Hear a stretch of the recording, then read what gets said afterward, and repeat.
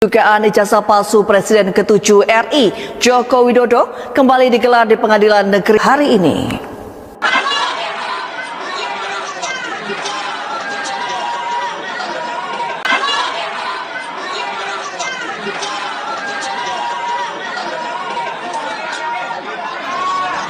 Sidang belum selesai. Sepanjang Jokowi dan anak-anaknya masih terima pensiun dari negara ini, rakyat Indonesia berhak untuk menanyakan ijazahnya. Benar atau tidak salah? Karena itu modal dasar untuk menikmati fasilitas negara atas nama rakyat. Mungkin Dewan Pengawas dan Antara juga ya. Iya. Sepanjang dia masih terima gaji, berhak rakyat bertanya. Layak tidak dia pantas dulu di situ. Ijazahnya benar atau salah? Oke. Setiap skripsi tentu ada tanda tangan pembimbing, minimal pembimbing utama, betul ya? Ya. Pertanyaan saya, bisa tidak sebuah skripsi itu tidak ada tanda tangan pembimbing dan dia dinyatakan lulus sebagai insinyur? Tidak ada pembimbing. Iya, tidak ada pembimbing. Tidak bisa. Tidak bisa.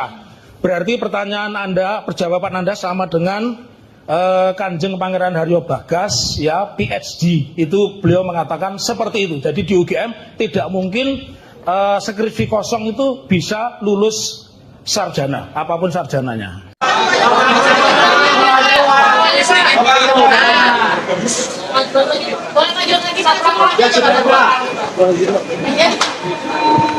Bapak, saya sampaikan tadi gimana Pak hasil pemeriksaan handphone. Ini saya mendapatkan undangan dan keterangan. Jadi kalau hari ini diputuskan telah terbukti ijazahnya palsu. Karena Ya. apa? Karena apa? Ada yang bersaksi bahwa yang ada di ijazah itu berbeda dengan orang yang dia lihat. Ya. Jadi begitu. Dan Pak Rujito juga sudah memberikan keterangan bahwa ijazahnya itu sangat berbeda dengan yang ada dimuat oleh Dian Sandi. Baik, rekan-rekan media semua, hari ini ya. Oke, silakan teman-teman dari Kompas, dari iNews, CNN ya. Baik, kita nanti dimulai dari abang saya Pak Wirawan Adnan ya, silakan Bang. Ya, oke. Bismillahirrahmanirrahim. Assalamualaikum warahmatullahi wabarakatuh. Satu hal, kalau tadi ditanyakan Biar dikawal ya. Oke, gugatan si LSI yang ke-1 ingin membuktikan apakah ijazah yang dimuat oleh Dian Sandi itu asli atau palsu. Hari ini telah memperoleh jawabannya. Apabila tidak ada saksi lain, itu hari ini telah memperoleh jawabannya bahwa ternyata itu palsu. Karena apa? Karena apa? Satu adalah dibuktikan oleh apa yang dibawa oleh saksi Pak Rujito, mengatakan bahwa itu sangat berbeda dengan aslinya. Baik dari segi tekstur. Pak Gurosono masuk, Pak Gurosono biar di sampingnya Pak telah disaksikan. Juga telah disaksikan oleh saksi utama saksi utama kita adalah King witness kita hari ini yang mengatakan bahwa apa yang dilihat secara langsung Pak Jokowi dengan apa yang ada di ijazah itu sangat berbeda orangnya. Baik wajahnya, bibirnya, telinganya, hidungnya, giginya semua berbeda. Sehingga bukan orang yang sama. Tujuan kami menggugat adalah supaya membuktikan apakah ini palsu atau asli. Hari ini telah terbukti bahwa berdasarkan kesaksian berdua adalah palsu. Apabila gitu. Dan kemudian jangan lupa polisi juga kita gugat hari ini. Juga tidak bisa menunjukkan yang disitanya, tidak bisa ditunjukkan. Sebetulnya kan tidak kesulitan apabila tergugat satu yang diwakil tergugat satu Pak Jokowi itu adalah mengatakan masih pinjam ke polisi. Lah polisinya kan ada di sebelahnya sebagai tergugat 4 seharusnya kan mudah untuk diserahkan gitu ya. Jadi menurut kami adalah mengapa polisi kami gugat supaya tergugat satu tidak berkelit bahwa yang dokumennya itu sedang disita oleh polisi. Harus berbeda barang bukti dengan barang titipan. Iya, monggo Pak Urgaja. Semuanya edukasi pada masyarakat. Jadi kalau sudah dinyatakan barang bukti, berarti itu diduga barang hasil kejahatan atau barang yang merupakan diduga dilakukan untuk melakukan kejahatan tadi. Jadi harus ekstra hati-hati bicara tentang bukti dan sebagainya, alat bukti, barang bukti gitu. Ya. Jadi sangat sensitif lah. Ini dari pengacara Raja Konten, kata Rismon. Ini teman saya yang paling baik. Tetapi ketika belok dia tidak ngomong.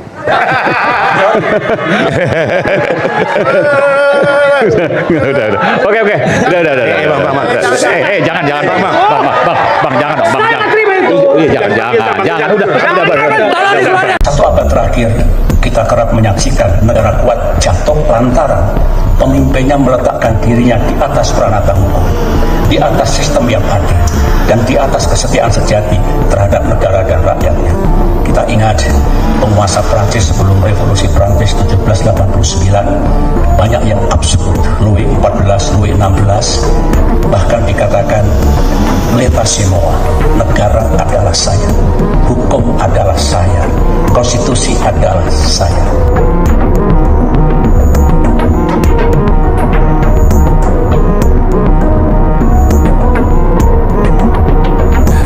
Pastinya akan terkaget-kaget ya, karena umpan dari Pak Jokowi pada saat lalu yang menyebut ada tokoh besar di balik isu pemakzulan dan bahkan terkait ijazah palsu. Tidak hanya itu saja, dan bahkan ditegaskan oleh para pendukung Pak Jokowi menyebut baju biru dan lain sebagainya, dan itu pun juga tidak memancing respon dari Pak SBY. Pak SBY pun dari sini ogah terpancing lah dengan isu-isu receh. Ya, kemungkinan Pak SBY menyebutnya isu-isu receh karena isu-isu saat ini itu lebih menjadi perhatian. Ya, seperti isu kemiskinan, kelaparan, ekonomi dunia, dan lain sebagainya. Nah, bahkan Pak SBY tidak terpancing terkait isu atau polemik ijazah palsu dari Pak Jokowi. Menurut saya ini sangat keren sekali. Dan menurut saya apa yang disampaikan Pak SBY di sini menurut saya sangat negarawan sekali. Bahkan juga tidak ikut terpancing terkait tuduhan yang setidaknya disematkan ke Partai Biru Demokrat. Ya, walaupun pada saat lalu ya dari kader-kader Demokrat banyak yang marah setidaknya terkait Partai Biru dan Pak Jokowi menyebut ada tokoh besar dan lain sebagainya, bahkan juga marah, dan Pak SBY itu malah kalem sekali. Terlebih dari video yang saat ini beredar, Pak SBY setidaknya menyindir lah negara kuat bisa jatuh karena pemimpinnya memposisikan diri di atas hukum dan rakyat. Nah, ini menurut saya sangat keren sekali, tidak terpancing terkait isu receh ijazah palsu atau asli. Wah, ini sangat keren sekali. Kalau kita lihat pada saat lalu memang banyak yang terpancing setidaknya terkait lemparan isu dari Pak Jokowi lah, terkait tokoh besar, dan bahkan dari pendukung Pak Jokowi menyebut Partai Biru, walaupun sudah dibantah oleh Kaisang, tetapi juga tidak berpengaruh setidaknya dari opini-opini publik yang saat ini berkembang luas. Secara tidak langsung menyebut Partai Biru itu ya dikhususkan kepada Demokrat, Pak SBY, AHY, kurang lebih seperti itulah. Kalau kita lihat dari pemberitaan di sini ya, bahkan Pak SBY menyoroti soal ketimpangan hingga pemimpin dunia dan kekuasaan. Nah, menurut saya isu-isu global ini sangat perlu sekali dibahas, bukan malah terkait ijazah palsu. Menurut saya ijazah palsu itu tidak perlu dibahas lah, sangat menguras energi emosi masyarakat, tidak usah perlu dibahas, apalagi sampai menuduh yang melakukan partai inilah, konon katanya Partai Biru ada tokoh besar. Menurut saya itu bukti Pak Jokowi bukan negarawan. Bukannya menunjukkan ijazah aslinya, tetapi malah melempar tuduhan yang tanpa bukti dan lain sebagainya. Ya benar sih, kalau kita amat-amati ya, Roy Suryo itu dari kader Demokrat pernah menjadi menteri di era pemerintahan Pak SBY, tetapi kan bukan bukti itu.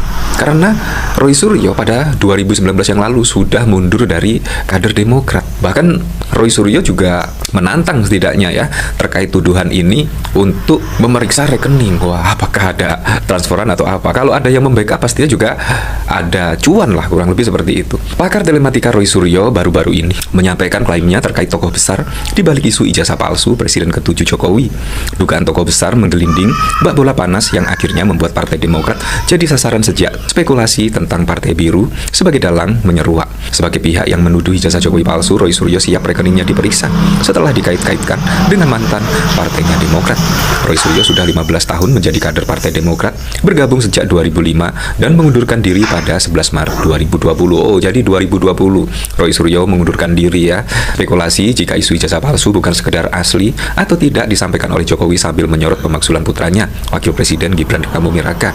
Kan saya sudah sampaikan, feeling saya mengatakan ada agenda besar politik dalam tuduhan ijazah palsu maupun pemakzulan, kata Jokowi melansir YouTube Tribun News pada 25 Juli yang lalu. Nah, menurut saya apa yang disampaikan Pak SBY sangat keren seperti ini. Satu abad terakhir, kita kerap menyaksikan negara kuat jatuh lantaran pemimpinnya meletakkan dirinya di atas pranata hukum, di atas sistem yang adil, dan di atas kesetiaan sejati terhadap negara dan rakyatnya. Kita ingat penguasa Prancis sebelum revolusi Prancis 1789, banyak yang absolut, Louis XIV, Louis XVI, bahkan dikatakan l'état c'est moi, negara adalah saya, hukum adalah saya, konstitusi adalah saya, keadilan adalah saya, suara rakyat adalah saya. Jangan-jangan mengatakan Tuhan adalah saya. Ini yang sejarah melakukan koreksi terus-menerus dan terjadi di banyak belahan. Wow, kalau ini sih sudah menyangkut konstitusi, menyangkut suara rakyat, menyangkut hukum. Wah, jangan-jangan menyindir mantan ya. Kita juga tidak tahu lah. Yang jelas memang hampir mirip-mirip sekali.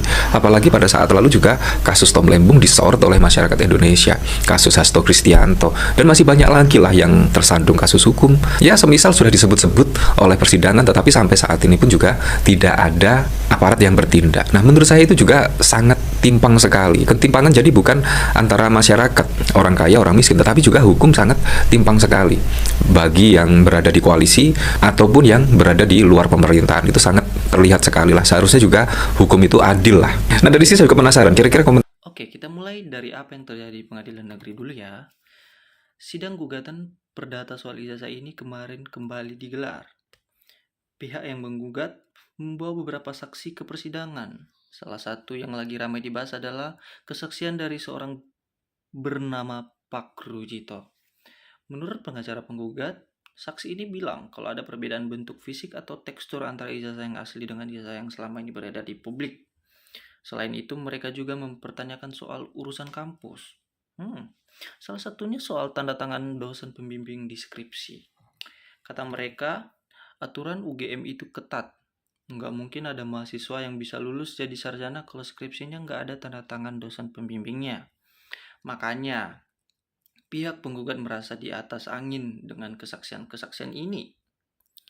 Tapi di sisi lain kita juga harus tahu kalau proses hukum di pengadilan nggak segampang itu. Pihak pemerintah dan kampus UGM sendiri dari dulu sebenarnya sudah berulang kali menegaskan kalau ijazah Pak Jokowi itu asli. Jadi di sini masyarakat memang butuh hasil akhir yang jelas dari hakim. Biar semuanya terang benderang dan gak ada lagi tebak-tebakan di masyarakat. Yang bikin makin seru, masalah ini gak cuma berhenti di ruang sidang. Isunya sengaja ditarik ke ranah politik. Sempat ada omongan dari pihak pendukung pemerintah yang mencurigai kalau ada gerakan politik besar di balik kasus ijazah palsu ini, bahkan dituduh tujuan untuk menjatuhkan atau memakzulkan Wakil Presiden Gibran Rakabuming Raka. Mulai deh muncul tebak-tebakan, sampai-sampai ada yang menyindir kalau di balik semua ini adalah Partai Biru.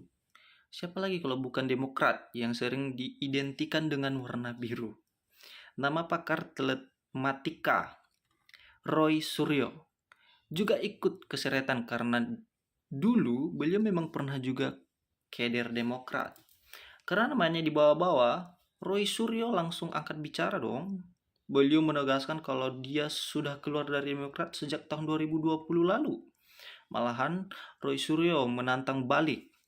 Silakan periksa rekening pribadi saya untuk membuktikan kalau gerakan yang dilakukan itu murni yang dia lakukan oleh Pak Suryo ini. Itu adalah opini pribadinya, bukan karena dibayar atau disuruh oleh partai lamanya. Saling tuduh kayak gini yang akhirnya bikin masyarakat bawah jadi ikut pusing sendiri. Melihat partainya disenggol dan suasana yang makin gaduh, bagaimana respon Pak SBY? Di sini menariknya, Pak SBY nggak mau melayani tuduhan itu dengan marah-marah atau ikut bahas soal ijazah asli atau palsu. Beliau memilih cara yang lebih berkelas, yaitu lewat sebuah cuplikan video yang lagi viral. Pak SBY memberikan sebuah pelajaran sejarah Beliau mengingatkan bahwa dalam sejarah dunia, negara yang kuat sekalipun bisa hancur berantakan kalau pemimpinnya merasa dirinya di atas hukum. Beliau mencontohkan sejarah Prancis kuno, di mana rajanya dulu pernah bilang, negara adalah saya, hukum adalah saya, aturan adalah saya. Banyak orang menilai omongan Pak SBY ini adalah sindiran halus, tapi menohok buat kondisi sekarang, seolah-olah mau bilang, daripada sibuk melempar tuduhan politik ke sana kemari, lebih baik fokus urusin hukum yang adil. Jangan sampai hukum tajam ke bawah tetapi tumpul ke atas. Atau cuman berpihak ke orang-orang yang ada di dalam lingkaran kekuasaan saja. Pak SBY juga mengingatkan pemerintah buat lebih fokus memikirkan masalah masyarakat. Kayak kemiskinan, ekonomi, atau dunia yang lagi susah. Teman-teman, dari semua keributan ini, untungnya masyarakat kita sekarang sudah makin pintar. Kita nggak bisa lagi dibohongi atau diadu domba begitu saja oleh drama politik para pejabat. Yang diinginkan masyarakat sederhana kok. Kalau memang ada masalah hukum, selesaikan di pengadilan secara adil dan transparan. Jangan ada yang ditutup-tutupi. Tapi juga jangan ada fitnah yang bikin gaduh. Sebagai masyarakat, yang paling penting buat kita adalah hukum berjalan tegak tanpa pandang bulu. Dan negara kita dipimpin oleh orang-orang jujur dan benar-benar memikirkan nasib rakyat kecil. Kalau menurut pandangan kalian sendiri, gimana nih melihat kasus ijazah dan sindiran dari Pak SBY tadi? Yuk, kita ngobrol sehat dan tulis pendapat kalian di kolom komentar di bawah ya. Jangan lupa buat klik tombol like, share video ini ke teman-teman kalian, dan subscribe channel ini supaya nggak ketinggalan berita menarik lainnya. Terima kasih sudah menonton saya. Saya dari Tik. Sampai jumpa di video berikutnya. Salam Indonesia Maju.